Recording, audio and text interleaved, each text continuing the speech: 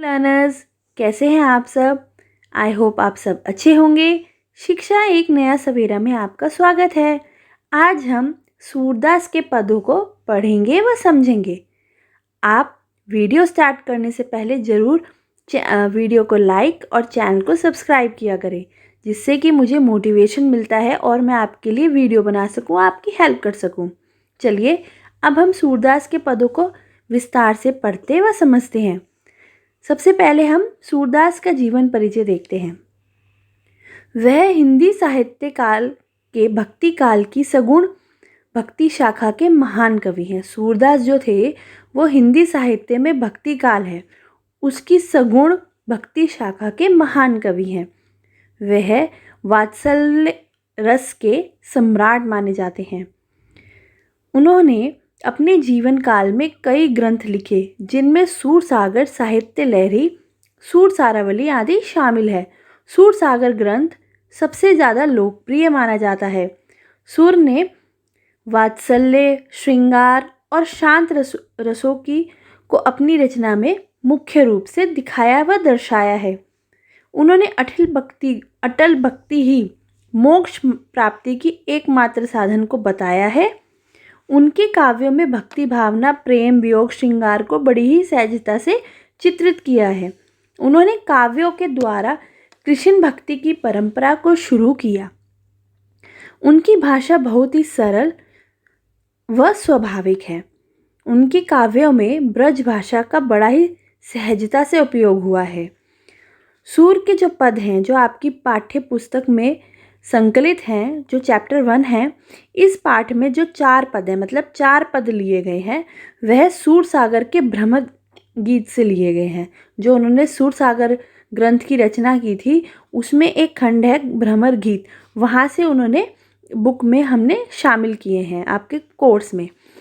प्रस्तुत पदों में सूरदास जी ने गोपियों एवं उद्धव के बीच हुए वार्तालाप का वर्णन किया है। हुआ क्या, श्री कृष्ण अब मथुरा वापस नहीं आ सकते थे, तो उन्हें उद्धव के द्वारा मथुरा यह संदेश भेजा, जो एज अ मैसेंजर की तरह कृष्ण जी ने अपना एक दूत भेजा। वह कहते हैं वह वापस नहीं आएंगे, तो उद्धव अपनी राजनीतिक चतुराई से गोपियों को समझाने का प्रयास करते हैं। कहते हैं कि अब तुम योग का रास्ता अपनाओ, श्री कृष्ण को भूल जाओ। पर लेकिन गोपियाँ समझती ही नहीं है, वो समझना भी नहीं चाहती उनके संदेश को। उनके सारे प्रयास फेल हो जाते हैं। वो कहते हैं कि गोपियाँ ज्ञान मार्ग के बजाय प्रेम मार्ग में विश्वास करती हैं। उन्हें तो प्रेम ही पसंद है, कृष्ण की भक्ति ही पसंद है। लेकिन उनको उद्धव को गोपियों के ताने भी सुनने पड़ते हैं और उनके व्यंग का भी शिकार होना पड़ता है। इसमें हमें यह तो अवश्य पता चला कि गोपियों का कृष्ण के प्रति जो प्रेम है वह अपार एवं बेजोड़ है, मतलब उसको कोई भी तोड़ नहीं सकता, उनके प्रति भक्ति को कोई भी विफल नहीं कर सकता। इसलिए वह कृष्ण के विरह में व्याकुल होकर उद्धव को खरी खोटी सुना रही हैं, क्योंकि श्री कृष्ण के वियोग का संदेश उद्धव ही लेकर आए हैं। अपने अंतिम पद में वह राजधर्म का पाठ पढ़ाया है, जिसमें प्रजा की हित ही राजा का मूल कर्तव्य है। इसलिए गोपियाँ भी तर्क देकर श्री कृष्ण को पाना चाहती हैं और उनके विरह को सहन नहीं कर पाती। वह कहती हैं, उद्धव तुम हो अति बड़भागी, बड़भागी अर्थात भाग्यवान हो तुम, अपरस रहत स्नेह तगाते नाहिन मन अनुरागी। कहती है प्रस्तुत पंक्तियों में गोपियाँ श्री कृष्ण के सखा जो एज अ मैसेंजर बन के आए, उनको कहती हैं, व्यंग करते हुए कहती हैं, उन पे कटाक्ष करती है, तुम बड़े भाग्यवान हो जो तुम अपनी अभी तक श्री कृष्ण के प्रेम के चक्कर में नहीं पड़े, तुम तो उनके साथ रहते हो, उनके सखा हो। आगे, पुरैन पात रहत जल भीतर तारस देह न धागी, ज्यो जल माह तेल की गागरी बूंद न ताको लागी। उसमें कहते हैं कि गोपियों के अनुसार उद्धव उस कमल के पत्ते के समान है, जो हमेशा जल में तो रहता है लेकिन वह कभी डूबता नहीं। जो कमल का पत्ता है, आपने देखा होगा, वो जल के ऊपर तैरता रहता है और उस पे ही फूल आता है, तो जिससे कि वो फूल डूबता नहीं, पानी में तैरता रहता है। कि तुम तो उस पत्ते के, कमल के पत्ते के अनुसार समान हो, जो कभी डूबता नहीं और ना ही उसके दाग धब्बों को खुद पर आने देता है। गोपियों ने फिर उद्धव की तुलना किसी तेल के मटके से की। जैसे इसमें लिखा है, जो जल माह तेल की गागरी, तेल की गागरी बूंद न ताको लागी। गोपियों ने फिर उद्धव की तुलना किसी मिट्टी के तेल के मटके से की है। अगर किसी मटके में हम तेल भर के रख देंगे तो वो क्या होगा, थोड़े टाइम बाद वो चिकना हो जाएगा।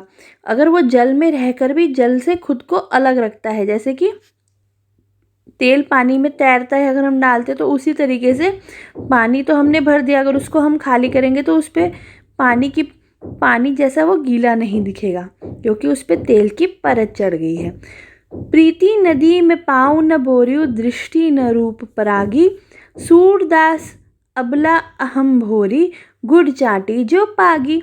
यही कारण है कि गोपियाँ उद्धव को भाग्यशाली समझती हैं, जबकि वह खुद को अभागिन अबला नारी, क्योंकि वह बुरी तरह कृष्ण के प्रेम में पड़ चुकी हैं। प्रीति नदी में पाँव न बोरिया, दृष्टि न रूप परागी। उनके अनुसार श्री कृष्ण के साथ रहते हुए भी उद्धव ने कृष्ण के प्रेम रूपी दरिया में कभी पाँव नहीं रखा, ना ही कभी उनके रूप सौंदर्य का दर्शन किया। जबकि गोपियाँ कृष्ण के प्रेम में इस तरह पड़ चुकी हैं मानो जैसे गुड़ में चींटियाँ लिपटी हों। मतलब अब जैसे किसी गुड़ के टुकड़े पर अगर चींटियाँ चिपक जाए तो उसको खाती रहती हैं, अगर हम उसे उठाने का प्रयास करेंगे तो वो मर जाएंगी, क्योंकि गुड़ तो अपने अंदर उसको चिपका लेता है। तो इसी तरह के उन्होंने प्रेम, जो कृष्ण प्रेम की भक्ति गोपियाँ जब करती हैं तो कहती है, हम तो गुड़ में लगे चींटियों के समान हैं, अब हमें मृत्यु ही हमें उनसे जुदा कर सकती है, हम उनसे दूर कर सकती हैं। आगे पढ़ते हैं। मन ही मन ही मांझ रही, कहिए जाए कौन पे उधो, ना ही परत कही। मतलब मन ही मांझ रही है उद्धव। गोपियाँ उद्धव से अपनी पीड़ा बताते हुए कह रही हैं कि श्री कृष्ण के गोकुल छोड़कर चले जाने के उपरांत कहिए जान कौन पे उधो, ना ही परत कही। अवधि आधार आस आवन की तन मन बिथा सही। उनके मन में स्थित कृष्ण के प्रति प्रेम भावना मन में ही रह गई है, वह उसे बताना चाह रही हैं। अब इन जोग संदेशनी सुनी सुनी बरिहन बरिहे दही। मतलब वह कहती, वह सिर्फ इसी आशा से अपने तन मन की पीड़ा को सह रही थी। सुनी सुनी बिरहनी मतलब दूर होने की जो पीड़ा होती है, वह कृष्ण जब लौटेंगे तो वह अपने प्रेम को कृष्ण के समक्ष व्यक्त करेंगी। वो इसलिए उनको बुला रही थी अपनी नगरी कि कृष्ण आए और हमारे विरह को समझे, हमारे प्रेम को समझे और कृष्ण के प्रेम की भागीदार बनेंगी। मतलब वो भी यही चाहती है कि हम भी कृष्ण के दर्शन करें और अपने प्रेम को कृष्ण के समक्ष व्यक्त करें। चाहती हुती गुहारी जितही ते, उतते धार बही, सूरदास अब धीर धरही, क्यों मर ज्यादा न लही। इसमें कहते हैं, परंतु जब उन्हें कृष्ण का योग संदेश मिला, कृष्ण जी ने अपने मैसेंजर अपने उद्धव को कहा कि जाओ अब गोपियों को कहो कि अब वह नहीं लौटेंगे, अब वो अपना जो भी ध्यान है, जो भी है, वो योग में लगाएं। परंतु अब उन्हें पता चलता है कि कृष्ण तो अब लौट कर ही नहीं आएंगे। तो इस संदेश को सुनकर गोपियाँ टूट सी गई हैं और उनकी विरह की व्यथा और बढ़ गई है। आगे बोलते हैं, हमारे हरिहारिल की लकड़ी, मन क्रम वचन नंदन नंदन, नंद नंदन उर, यह दृढ़ करी पकड़ी। मतलब इसमें कहते हैं इन पदों में, सूरदास जी के इन पदों में गोपियाँ उद्धव से यह कह रही हैं, ये गोपियाँ बोल रही हैं कि हमारे हृदय में, वो डायरेक्ट उद्धव को नहीं बोलती हैं, वो एक भंवरा होता है उसके थ्रू सारी अपनी जो व्यथा है वो भंवरे को सुना रही हैं।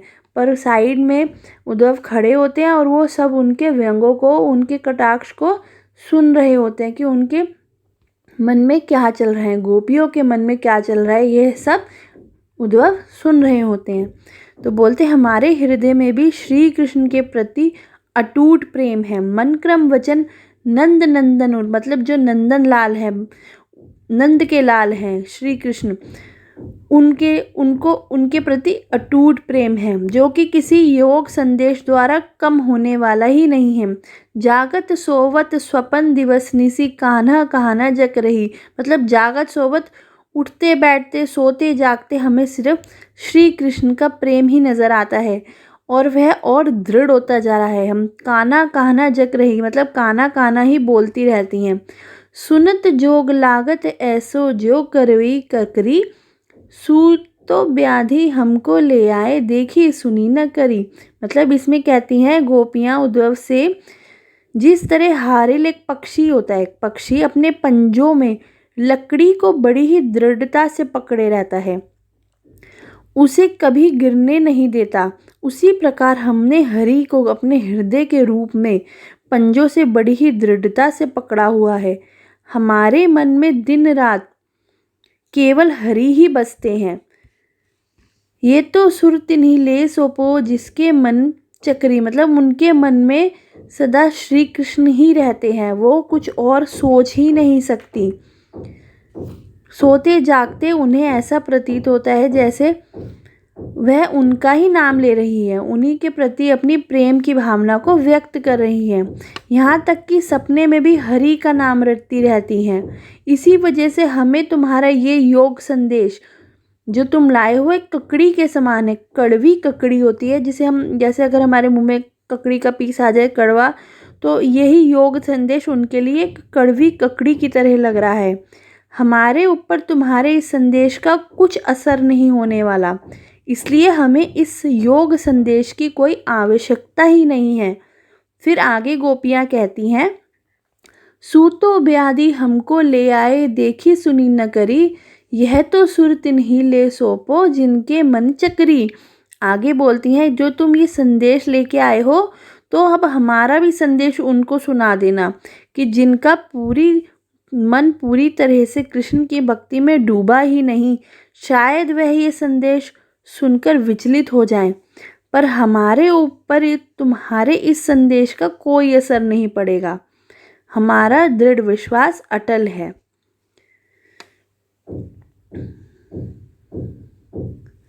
आगे बढ़ते हैं। हरि है राजनीति पढ़ी आए, समझुई बात कहन मधुकर के, समाचार सब पाए। मतलब कहती है, प्रस्तुत जो पद है, ये वाले पद में, चौथे पद में सूरदास जिसने हमें यह बताने का प्रयास किया है कि किस प्रकार गोपियाँ श्री कृष्ण के वियोग में खुद को दिलासा दे रही हैं, वो खुद को समझा रही हैं कि गोपियाँ श्री कृष्ण के वियोग में खुद को दिलासा दे रही हैं। सूरदास गोपियों के माध्यम से कहते हैं कि श्री कृष्ण ने राजनीति का पाठ पढ़ लिया है। हरि है राजनीति पढ़ी है, हरि मतलब भगवान श्री कृष्ण ने राजनीति पढ़ ली है। समझी बात कह मधुकर के समाचार सब पाए। सूरदास के गोपियों तक तो उन्होंने राजनीति का पाठ पढ़ लिया। अब वो जो मधुकर है, मधुकर मतलब भंवरे को, काले भंवरे को बोलती हैं कि सब समाचार प्राप्त कर लेते हैं और उन्हीं को माध्यम बनाकर संदेश भी भेज देते हैं। मतलब मधुकर द्वारा उन्होंने तो सारे अपने समाचार पत्र पढ़ लेते हैं। राजनीति में यही होता है कि कोई नेता डायरेक्ट ना जाके अपने दूत को भेजता है या अपने किसी कर्मचारी को भेजता है कि हमारा संदेश लेकर जाओ। तो अब उद्धव भी श्री कृष्ण का संदेश लेकर आए हैं गोपियों को कि आप योग का रास्ता अपना लीजिए और श्री कृष्ण को भूल जाइए। पर गोपियाँ कहती हैं कि हम तो नहीं भूलेंगे, हमारा प्रेम उनके प्रति अटूट है। आगे बोलते हैं, एक अति चतुर हुते पाहिल ही, अब गुरु ग्रंथ पढ़ाए, बड़ी बुद्धि जानी जो उनकी जोग संदेश पठाए।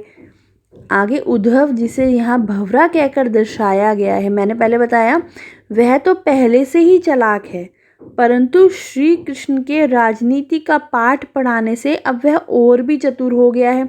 हमें अपने छल कपट के माध्यम से बड़ी चतुराई के साथ श्री कृष्ण का संदेश दे रहा है।